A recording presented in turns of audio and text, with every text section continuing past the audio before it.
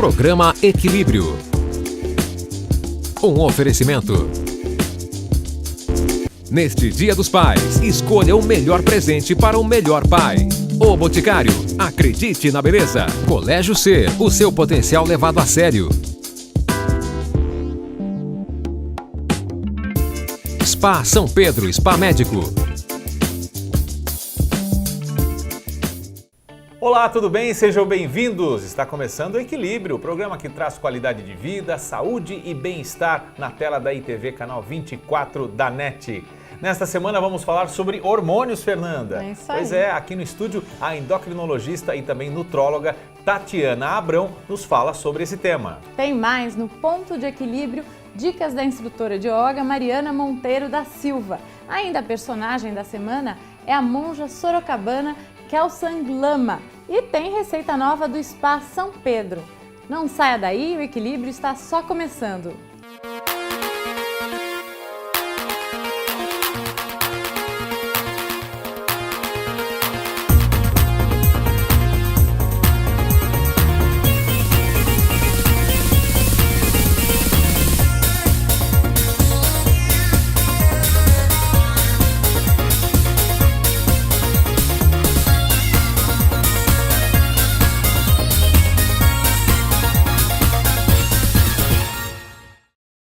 Mais uma semana e a gente começa a milhão aqui, Walter. Exato, programa cheio de assuntos bem legais para os nossos telespectadores e a gente começa com o Ponto de Equilíbrio. Nessa semana, a instrutora de yoga, Mariana Monteiro da Silva, nos fala sobre a importância da atenção a si próprio que o praticante do yoga precisa ter no momento do exercício. Vamos acompanhar.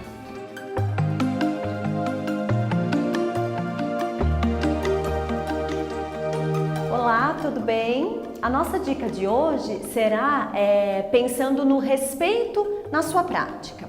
Quando a gente inicia a prática de yoga, tenha a consciência que não é uma ginástica. Não que na ginástica a gente não tenha que se respeitar também, tá?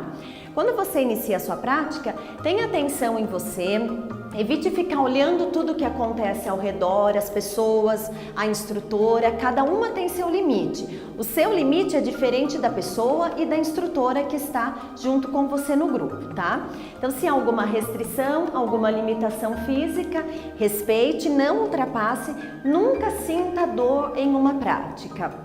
Você sentir que o músculo alonga, que você faz força, precisa de uma boa sustentação para isso é natural na prática. Agora, sentir que dói e que mesmo assim você vai ultrapassando cada vez mais o limite que o corpo impõe, isso fica errado em uma prática, tá? Então, sempre se respeita, gradativamente. O seu limite vai ficando melhor, vai melhorando e isso vai refletindo num conforto maior durante a sua prática. Tudo bem? Então lembre, respeito na prática em primeiro lugar. O conceito da não violência. A dica de hoje foi essa. Semana que vem a gente volta com uma nova dica para você.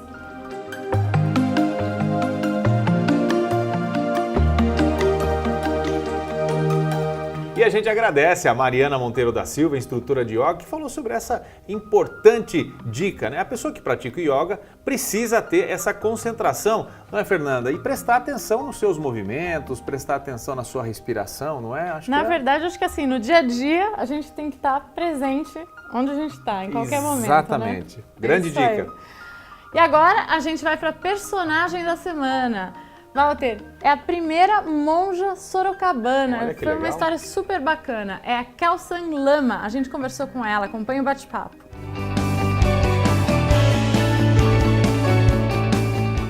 Foi bem rápido, assim, eu estava numa fase da minha vida que já tinha alcançado tudo que eu queria profissionalmente e estava procurando, né, muito rápido, alcancei isso e estava procurando então onde estava essa felicidade que eu tanto esperava, não estava naquilo que eu achava que estava, né, naquela profissão que eu estava buscando e aí eu comecei a me questionar várias coisas, fiquei ainda um tempo me questionando. Já fazia meditação sozinha, assim, simplesmente procurava na internet como fazer e tentava meditar, já sentia essa necessidade. Mas aí eu vim passar férias, estava morando fora do Brasil, vim passar férias, conversando com a minha mãe, ela sabia que eu gostava de meditar, que eu estava meditando sozinha, e aí ela falou pra gente vir aqui na filial de Sorocaba, né, que ela já estava vindo há algum tempo, e ela falou que ela queria ir no templo em Cabreúva, fazer um curso. Aí ela só me falou que era um curso de meditação e eu topei com ela. Fiz um curso de fim de semana, né? A gente entra no sábado, dorme lá, sai no domingo. E para mim, nesse curso, o professor já dizendo todas as coisas que ele estava dizendo, já respondeu várias dessas perguntas que eu estava me fazendo há 6 meses. E aí fui me envolvendo no templo com trabalho voluntário, que sempre precisa, um lugar muito grande, que todo trabalho é voluntário, né? Ninguém recebe nada por nada que faz, a gente recebe só coisas boas pra gente em troca, mas não dinheiro, né? Então eu fui vendo como tinha necessidade, fui ficando lá, acabei virando residente lá, morando, né? E depois, antes de me ordenar ainda, e depois decidi me ordenar, mandei a carta e me ordenei ano passado. A gente fala, né, que para ser residente a gente não precisa nem ser monge, nem para ser budista a gente não precisa ser monge. Então, no templo a gente pode simplesmente morar lá, tem alguns quartos, né, que a gente pode alugar. E a rotina continua sendo a rotina normal. Então, tem gente que trabalha fora e mora lá no templo, paga o aluguel normal e continua trabalhando, indo e vindo todo dia, só morando lá. E as pessoas que moram lá ajudam com o tempo que tem disponível, né? Dependendo do tempo que a pessoa tem disponível, a gente encontra alguma tarefa que ela pode ajudar. E quando você se torna monge, normalmente você já decidiu dedicar a sua vida toda para beneficiar todas as pessoas. Então a gente acaba tendo um pouco mais de tempo disponível para fazer algumas tarefas. Acho que, sem dúvida, a minha vida espiritual melhorou muito e eu me aproximei muito mais de algo que faz bem para mim, então a gente fica mais feliz. A gente acha que a felicidade está nessas coisas exteriores, né? Então esse foi um dos ensinamentos que mais me tocou na minha primeira aula. A felicidade não está lá fora, ela está dentro da gente. Com a felicidade, se a gente está feliz e a gente encontra essa felicidade dentro da gente tem paz. Então era exatamente isso que eu estava procurando. Eu tentava encontrar nessas coisas fora, na carreira, na reputação, no dinheiro, a felicidade, mas na verdade era só procurar dentro de mim e daí a gente fica bem. Então a maior diferença é essa felicidade mais constante e mais verdadeira. Que a gente acha que a gente está feliz com alguma coisa externa, mas às vezes isso traz felicidade por um curto período de tempo e daí a gente já procura outra coisa e daí essa outra coisa a gente acha que essa outra coisa vai fazer a gente feliz, mas na verdade aquilo lá também não fez a gente feliz e daí vai virando uma bola de neve. Queria convidar todos os sorocabanos, para mim esse é um lugar muito especial e eu acho que pode trazer muita coisa boa para vocês também. É um lugar que a gente pensa com muito carinho em como trazer paz para todas as pessoas e a gente pensa especificamente para quem é de Sorocaba, então é muito especial, gostaria que todos viessem.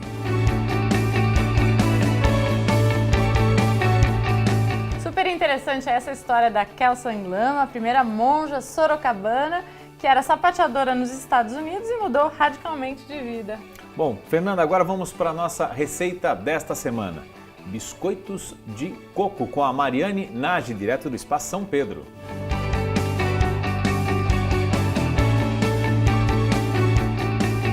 Hoje a nossa dica de receita prática e saudável são biscoitos de coco. Os ingredientes são 2 claras de ovo, 1/3 de xícara de adoçante culinário em pó, 1 colher de chá de essência de baunilha, 1 xícara de coco ralado sem açúcar. Bater as claras de ovo até que estejam quase em neve, cerca de 2 minutos. Adicione gradualmente o adoçante e bata até atingir consistência firme. Por último, misture a baunilha, o sal e o coco com uma espátula. Forre com papel manteiga uma forma de alumínio grande. Com auxílio de 2 colheres, pingue pedacinhos da massa na forma preparada. Leve ao forno pré-aquecido a 160 graus por cerca de 20 minutos. Deixe esfriar e coloque em um pote fechado em lugar fresco e seco. Essa foi a nossa dica de hoje. Semana que vem voltaremos com mais novidades.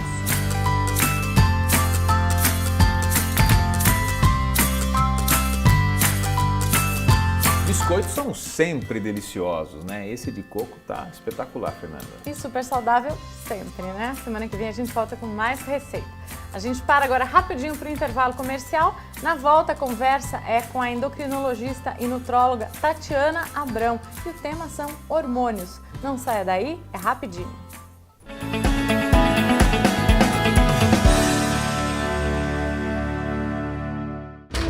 Tira o fone. Filho, o horário que a gente tinha combinado? Volta aqui. Você não é meu pai. Uma amiga da mamãe.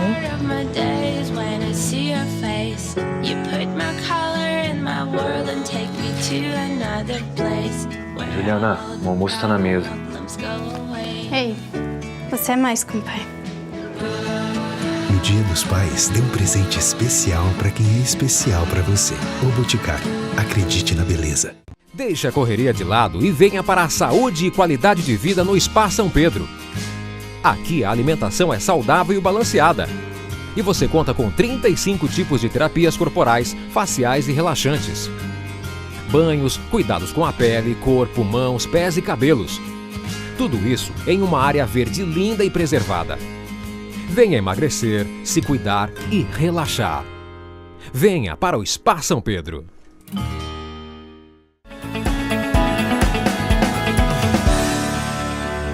Estamos de volta com Equilíbrio. O programa de hoje vai falar sobre hormônios. E a gente recebe a partir de agora aqui no estúdio a endocrinologista e nutróloga Tatiana Abrão. Seja bem-vinda. Obrigada. Tati, você, então, endocrinologista, nutróloga, é a pessoa indicada para falar aí sobre as deficiências hormonais. Eu queria que você começasse contando pra gente aí quais são as mais frequentes, né, no organismo aí, no dia a dia, o que você encontra? Então, na endocrinologia, né, que a gente estuda hormônio, tem muito caso de deficiência hormonal. Um dos mais comuns é o hipotiroidismo, né, que a mulherada tem, os homens também têm, onde você faz a reposição do hormônio tiroidiano. As mulheres também, quando entram na menopausa, acabam fazendo reposição hormonal se precisarem. E os homens também. Hoje em dia a gente acaba falando o termo andropausa, que é o primo da menopausa, onde você tem a queda dos hormônios masculinos a partir dos 40 anos, dependendo do homem mais para frente. E alguns deles necessitam também de reposição hormonal, que seria a testosterona. Mas o hipotiroidismo atinge realmente mais as mulheres? Sim, atinge mais as mulheres, porque às vezes variação hormonal causa alterações de tireoide, tanto para funcionamento, para queda do funcionamento, quanto para acelerar o funcionamento. Então, as mulheres são mais acometidas, porque elas entram na menarca, daí tem carga de hormônio. Gravidez, depois pós-parto, depois menopausa. E fora que todo mês a mulher tem um ciclo. Se ela não usa a pílula, ela faz o ciclo, então... Essa variação grande. Muita aí, variação, né? E o parênquima é sensível e acaba alterando, ou dando nódulos, ou até tendo alteração de função mesmo da glândula. Bom, Tati, as pessoas falam muito hoje na reposição hormonal. E quando a gente fala nesse tema, surgem aí também os anabolizantes. O nome anabolizantes que pode assustar muitas pessoas ainda. Os anabolizantes, eles são permitidos para fins estéticos ou eles são permitidos apenas para tratamento de doenças? Para fins estéticos, não.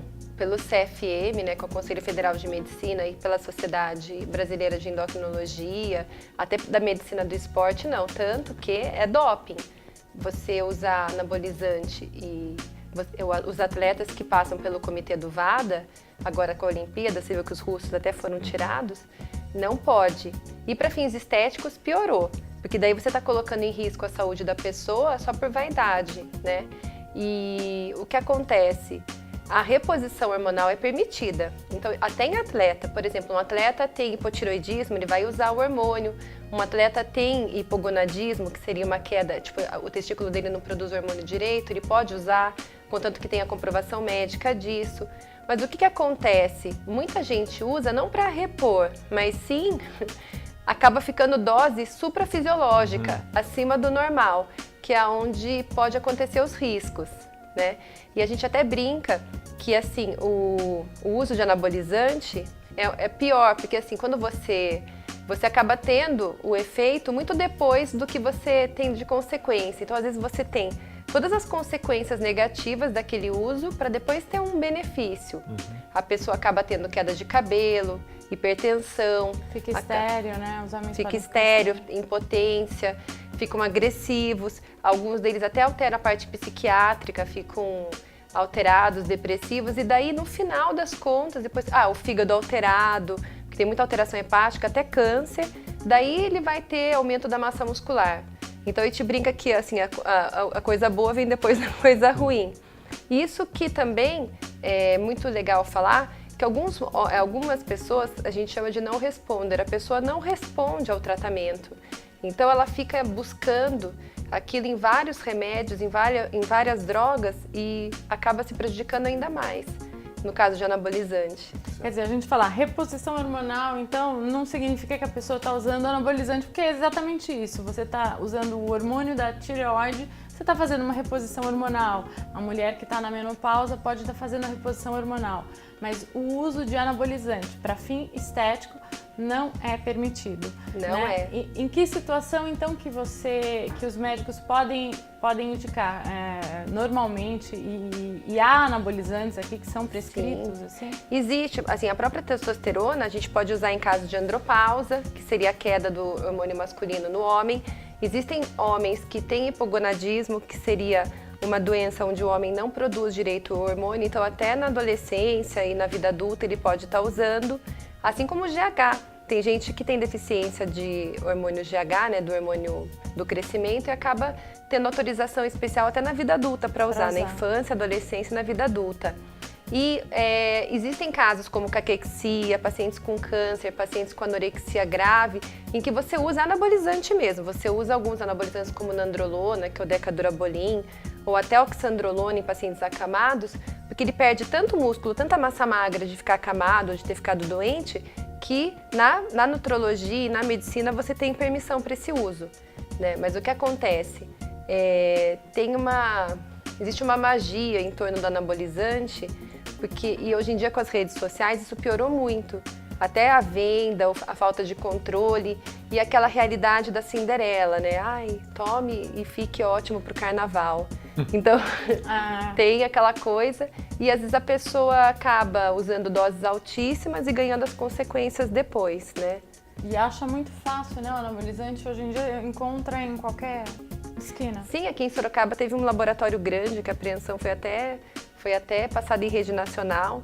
E o que acontece é que eles acabam importando drogas da China, do Paraguai, de lugares sem confiança, e acabam usando drogas de origem animal, né?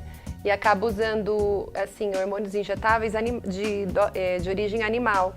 E aí que está o problema, porque além de tudo ainda você pode ter uma reação alérgica, né? Eu já tive paciente que perdeu o braço, paciente que injetou vitamina AD, que é a vitamina lipossolúvel, direto no braço, e acabou também tendo uma necrose, né? Necrose é uma morte do órgão, teve que arrancar o braço.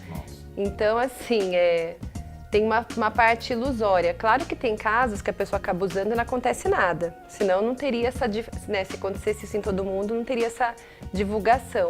Mas alguns pacientes acabam pagando o preço, então acho que até os pais, porque está acontecendo isso muito na adolescência, inclusive nos Estados Unidos, os pais têm que ficar prestando atenção nos seus filhos. Porque o acesso acabou ficando muito fácil, né, Tati? E as redes sociais, né, acabam ajudando a divulgar isso daí. Então, alguém faz uso de... A internet, né, acaba trazendo várias verdades que não são verdades, né? Sim, eu dei uma aula na Uniso para o pessoal da nutrição dessa área esportiva.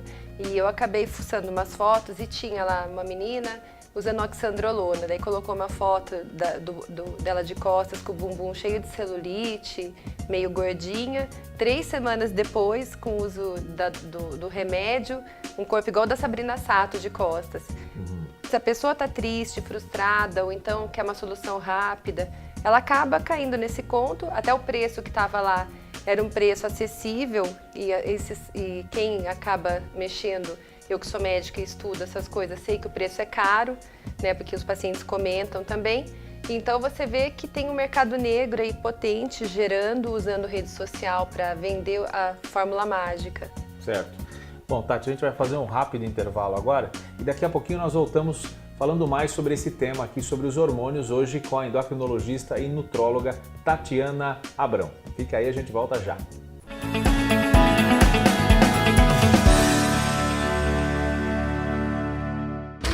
Tira o fone. Filho, o horário que a gente tinha combinado? Volta aqui. Você não é meu pai. Uma amiga da mamãe.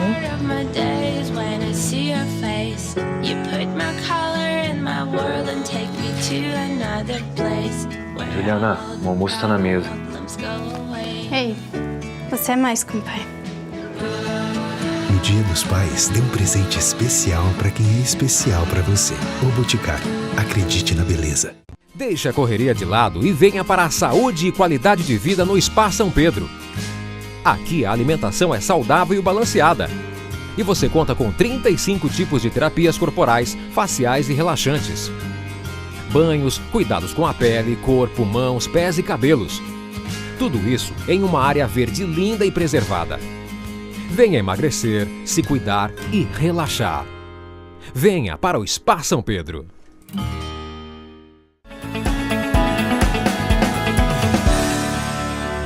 Já de volta com Equilíbrio, hoje falando sobre hormônios. Aqui no estúdio a gente recebe a endocrinologista e nutróloga Tatiana Abrão, especialista nesse assunto. E Tatiana, a gente quer saber se existe uma relação entre níveis baixos de hormônio e o diabetes. Então, assim, não existe uma relação específica, mas existem muitos casos de diabetes que acabam piorando com o uso de hormônios. E algumas situações de alguns tipos de diabetes, por exemplo, diabetes tipo 1, que pode ser autoimune, que é ligado a outras doenças que são autoimunes, como o próprio hipotireoidismo. Agora, o diabetes, ele é causado pela resistência à insulina, falta de insulina, que é um hormônio? Sim, exatamente. O diabetes, na verdade, o que é? É uma incapacidade do nosso organismo em conseguir armazenar a glicose e fazer com que a glicose entre na nossa célula através de uma chavinha que a gente fala, através de receptores que são ativados pela insulina. E então o que pode acontecer? Ou você tem a falta dessa insulina, que seria um diabetes ou tipo 1, aquele da criança, do adolescente, até pode acontecer em adulto, que você não consegue produzir insulina de forma suficiente, ou então ter ausência dela. Ou no caso dos pacientes obesos, síndrome metabólica e com essa alimentação horrorosa, sedentarismo, que tem até adolescente, acontecendo isso com adolescente, você pode ter uma resistência à insulina. Você começa a ter muito ganho de massa gordurosa e sedentarismo e a sua insulina começa a não funcionar direito. Então o seu pâncreas começa a jogar muita insulina no sangue e não adianta nada. E você acaba tendo uma resistência à insulina e acaba tendo diabetes também, a sua glicose fica alta. O organismo gera uma resistência, ele começa a ficar resistente à insulina, é isso? Resistente à insulina. Só que o que acontece? O paciente fica com uma hiperinsulinemia, quer dizer, ele fica lotado de insulina, ele tem todos os efeitos ruins da insulina, que um deles é ganho de gordura, ganho de peso, acaba tendo às vezes umas hipoglicemias reativas, que dá mais vontade de comer doce, e ainda tem uma doença ruim, que é o diabetes. Ele fica bem assim, e começa a ter outras doenças, porque você gera um estado inflamatório, você começa a ter hipertensão, colesterol alto, é aquele paciente que a gente fala, é síndrome metabólica, ácido úrico alto, ele tem um monte de coisa. Às vezes você fala aquele senhor que é gordinho, bem barrigudo, com aquela obesidade visceral, né? Aquela barrigona que a gente brinca que é de cerveja, mas não precisa ser, e tem hipertensão, colesterol alto, ácido úrico, você pergunta, ele toma remédio para tudo, né? E não para de comer. Agora, uma pergunta, né? Você falou em relação a essa questão da alimentação e tal. Alguns médicos defendem essa questão do 3 em 3 horas. Outros já estão defendendo um espaço maior por causa dessa questão, dessa resistência que o organismo vai criando à insulina, se a pessoa não tiver uma alimentação correta também, tá? Então, eu ainda sou do protótipo 3 em 3, 4 em 4 horas, porque o que acontece? Se você deixa ter uma queda da glicose no organismo, inconscientemente, na próxima refeição, você vai querer comer mais. E até porque se você, como eu trabalho muito com essa parte de querer que a pessoa tenha, não ficar com musculatura grande, mas que fique bem, faz atividade física, academia, ela tem que estar fornecendo uma quantidade proteica, né, fracionada, ela tem que comer proteína teoricamente o dia inteiro. Você poderia resolver esse intervalo dando uma proteína de ação mais longa. Mas aí o que vai agir? A gente fala do jejum intermitente que você está falando, né? Que são umas teorias novas. Aí o que vai agir é o que você vai comer. Se você comer carboidrato de alto índice glicêmico, muito carboidrato, você vai ter maior secreção de insulina, seja de 3 em 3 horas, seja na refeição de 12 horas ou de 8, 9 horas. Então, tem que ser muito explicado isso. Você consegue tranquilamente comer de 3 em 3 horas, deixando uma dieta com proteína, né, ou um carboidrato bem de baixinho índice glicêmico. E isso que vai fazer você ter o sucesso ou não. E depende do seu objetivo. Eu tenho um colega que é nutrólogo, que ele vive brigando com o peso e ele adora o jejum intermitente. Eu ainda tenho ressalvas, eu vou esperar sair uns trabalhos mais recentes para poder esclarecer melhor. Para a gente encerrar, eu queria falar rapidinho com você sobre diabetes gestacional, que parece que está aumentando, é isso mesmo? As mulheres estão ficando, engravidam e estão tendo esse problema. Sim, por N motivos. Uma que as mulheres estão engravidando mais tarde, e isso já gera um fator de risco, né? A gente fala que gestante acima de 28 anos já é gestante idosa. Olha que beleza de termo. Eu fui gestante idosa as 2 vezes. E acima dos 35 mais ainda. Então você acaba tendo mais problemas de aumento de pressão alta, diabetes. Muitas mulheres são sedentárias, têm obesidade, e isso também já gera aquele estado hiperinsulinêmico lá que eu falei da insulina. E a placenta secreta um hormônio que chama lactogênio placentário, que é um hormônio que gera resistência à insulina. Então você tem vários fatores fazendo com que você tenha esse aumento de insulina que pode causar o diabetes gestacional. Então você tem que sempre estar fazendo exames. O ginecologista, lá pela 28ª semana, 24ª semana, ele já começa a pedir alguns exames específicos para ver se essa mulher tem chance ou não. E claro, evitar doce e tentar comer carboidrato integral durante toda a gestação. Cuidar muito da alimentação, né? Fazer atividade física permitida, fazer caminhada e tentar se alimentar melhor, porque afinal de contas o bebê não sabe, né, que ele não tem que pagar o preço das besteiras da mãe. Fica aí a dica. Tati, queria muito agradecer tua presença novamente aqui, né? Eu que agradeço. Sempre esclarecedora, né, Walter? Sim, muito legal. E a Tati é uma simpatia aqui, já é a nossa cliente assídua. É, isso aí, né? Eu que agradeço todo o carinho de vocês. Para mim é um prazer. Muito obrigada. É isso, a gente agradece a Tatiana Abrão, que esteve aqui com a gente.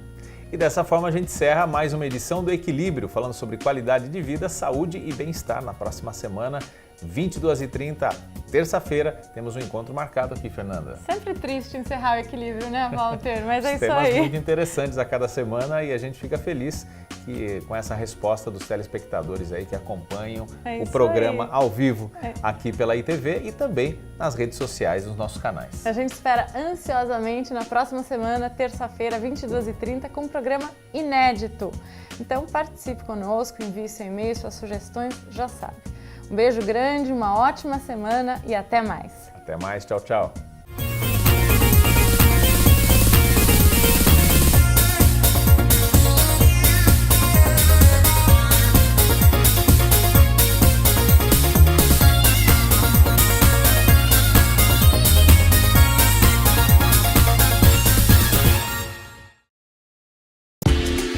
Programa Equilíbrio. Um oferecimento. Neste Dia dos Pais, escolha o melhor presente para o melhor pai.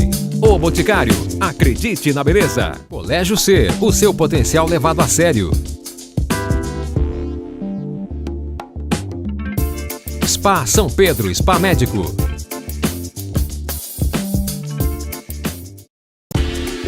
Programa Equilíbrio.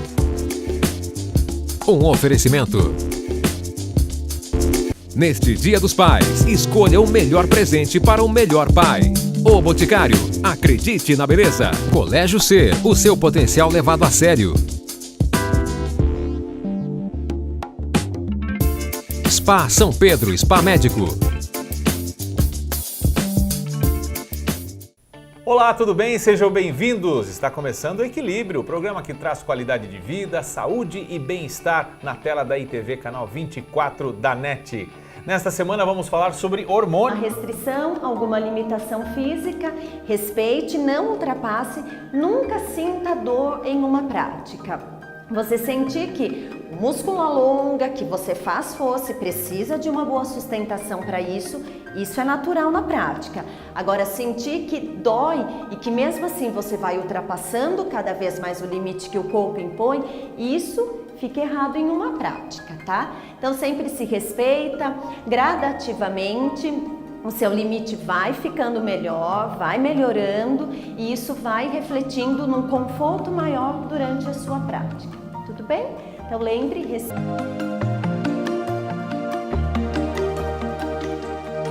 Olá, tudo bem? A nossa dica de hoje será pensando no respeito na sua prática.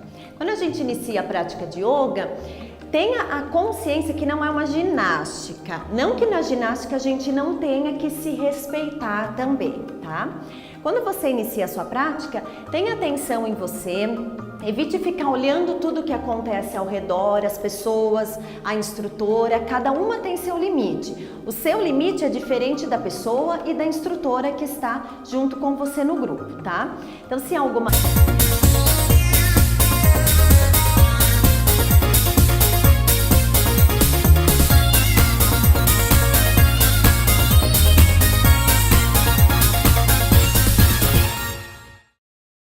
Mais uma semana e a gente começa a milhão aqui, Walter. Exato, programa cheio de assuntos bem legais para os nossos telespectadores. A gente começa com o ponto de equilíbrio. Nessa semana, a instrutora de yoga, Mariana Monteiro da Silva, nos fala sobre a importância da atenção a si próprio que o praticante do yoga precisa ter no momento do exercício. Vamos acompanhar.